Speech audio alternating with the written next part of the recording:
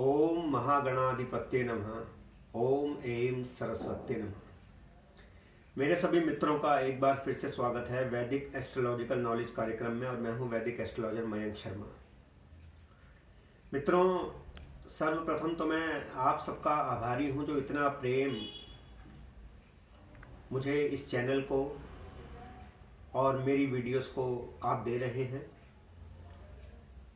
और आपके द्वारा जो भी मैं ज्योतिष चर्चा करता हूं उसे बहुत ही पसंद किया जा रहा है। ये मेरे लिए बहुत ही प्रोत्साहित करने वाला विषय है। इससे मेरा भी उत्साहवर्धन होता है, मनोबल बढ़ता है। मित्रों, जब हम कुंडली के 12 भावों की चर्चा कर रहे थे तब हमने सप्तम भाव विवाह भाव की चर्चा की थी, हाउस ऑफ मैरिज। तब सूक्ष्म चर्चा की थी। मुझे कई लोगों ने संपर्क स्थापित करके ये कहा, आग्रह किया कि आप विवाह मैरिज से रिलेटेड एस्ट्रोलॉजिकल एनालिसिस, ज्योतिषीय विश्लेषण के बारे में विस्तृत चर्चा कीजिए, डिटेल्ड डिस्कशन कीजिए। तो आज हम इस एपिसोड में एस्ट्रोलॉजिकल एनालिसिस ऑफ मैरिज करेंगे। How to predict various aspects of marriage through astrology. मित्रों, विवाह और प्रेम विवाह, लव अफेयर, प्रेम प्रसंग, तलाक, ये सब विषय आपस में संबंधित हैं, जुड़े हुए हैं। तो हम इन सब पर प्रकाश डालेंगे। आप सब पहले ये समझ लीजिए कि मैरिज का हाउस 7th हाउस होता है। विवाह का मुख्य भाव है 7वां भाव। लड़कों की कुंडली में विवाह को बताता है शुक्र ग्रह, और लड़कियों की कुंडली में विवाह को बताता है बृहस्पति ग्रह। ये आप समझ लीजिए।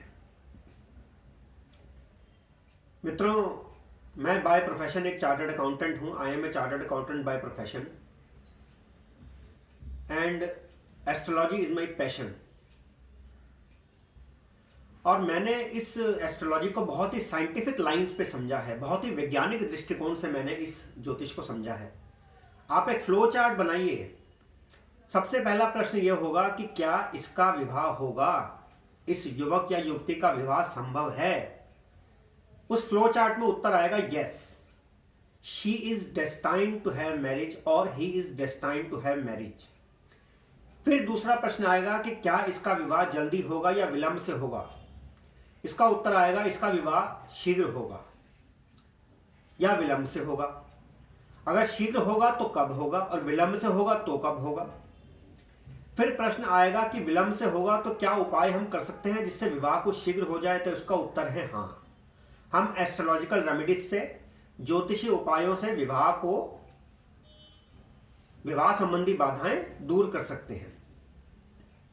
अगर उत्तर आता है कि विवाह नहीं होगा तो विश्वास कीजिए मित्रों, कोई भी ज्योतिष का उपाय आपका विवाह नहीं करा सकता।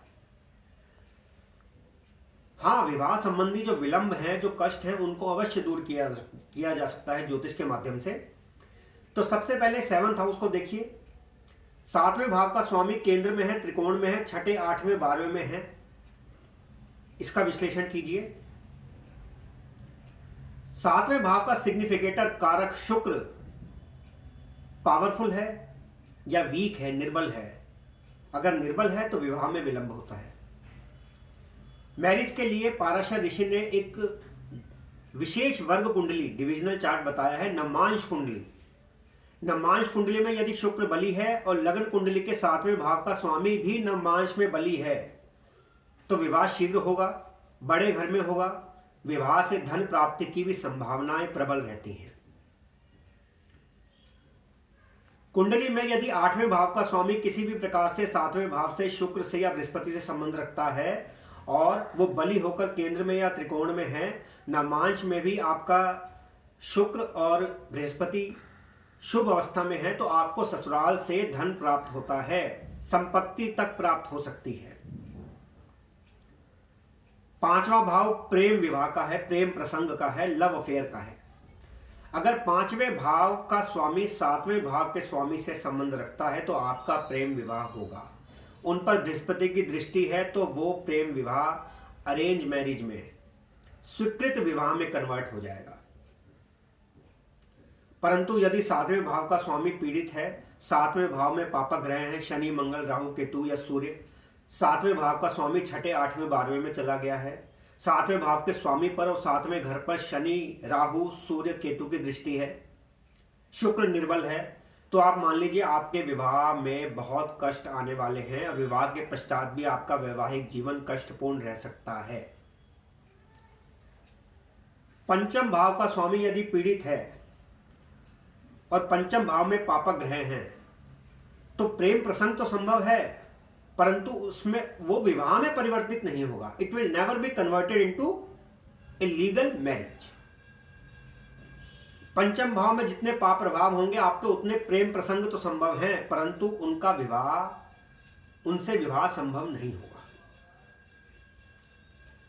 मित्रों, सातवें भाव का स्वामी यदि छठे में है तो डिवोर्स का, तलाक का योग बनता है। सातवें भाव का स्वामी यदि दूसरे भाव में है तो पत्नी की मृत्यु भी संभव है मित्रों। परंतु इन सब कष्टों को हम एस्ट्रोलॉजिकल रेमेडीज, ज्योतिषीय उपायों से दूर कर सकते हैं। आप ये स्मरण रखिए।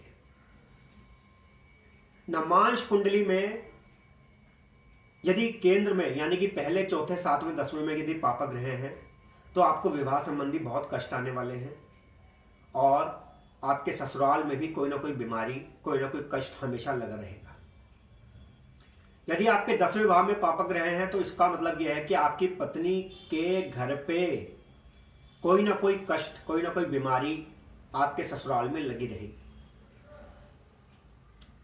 सातवें भाव का स्वामी यदि 12वें में है तो आपको अपनी पत्नी के स्वास्थ्य संबंधी समस्याओं पर बहुत पैसा खर्च करना पड़ेगा। ये मेरा व्यक्तिगत अनुभव है। और यदि 12वें भाव का स्वामी 7वें में आ जाए तो भी यही अवस्था होती है। आपको अपनी पत्नी की बीमारी पर, उसके डिजीज पर, उसके हेल्थ इश्यूज पर बहुत सारे पैसे, बहुत सारा धन व्यय करना पड़ सकता है। लग्न भाव का स्वामी यदि सप्तम में आ जाए तो ऐसे में पत्नी के साथ अच्छे मधुर संबंध रहते हैं।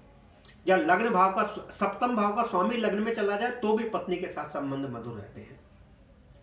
चौथे भाव का स्वामी यदि 7वें भाव में है और चंद्रमा और शुक्र एक दूसरे से शुभ भावों में है तो आपकी पत्नी के, आपकी माता के साथ बहुत अच्छे संबंध रहते हैं। शुक्र यदि पंचम भाव में है तो भी प्रेम विवाह संभव होता है। तो देखा आपने मित्रों किस प्रकार ज्योतिष आपके विवाह, आपके प्रेम प्रसंग के संबंध में विस्तृत जानकारी देता है। But again I will say that a horoscope has to be analysed in totality. It should never be analysed in isolation. हर कुंडली एक अलग कुंडली है, मैं हमेशा कहता हूं और हमेशा स्मरण रखिए, every horoscope is a unique horoscope. जिन्हें भी विवाह संबंधी कष्ट आ रहे हैं, युवक और युवतियों को विवाह में विलंब हो रहा है, वो मुझसे मेरे फोन नंबर पर संपर्क स्थापित करके मुझसे एस्ट्रोलॉजिकल कंसल्टेशन, ज्योतिषीय परामर्श प्राप्त कर सकते हैं। हम रेमेडीज करके उनके उन विवाह संबंधी विलंबों को, कष्टों को दूर कर सकते हैं। मेरा मोबाइल नंबर है मित्रों 7703874315 7703874315। मित्रों, आप इस चैनल को लाइक करना और सब्सक्राइब करना ना भूलें, क्योंकि भविष्य में हम केवल ज्योतिष ही नहीं, हस्तरेखा, अंक ज्योतिष और वास्तुशास्त्र से संबंधित अत्यधिक विस्तृत चर्चा करने वाले हैं, विस्तार से चर्चा करने वाले हैं।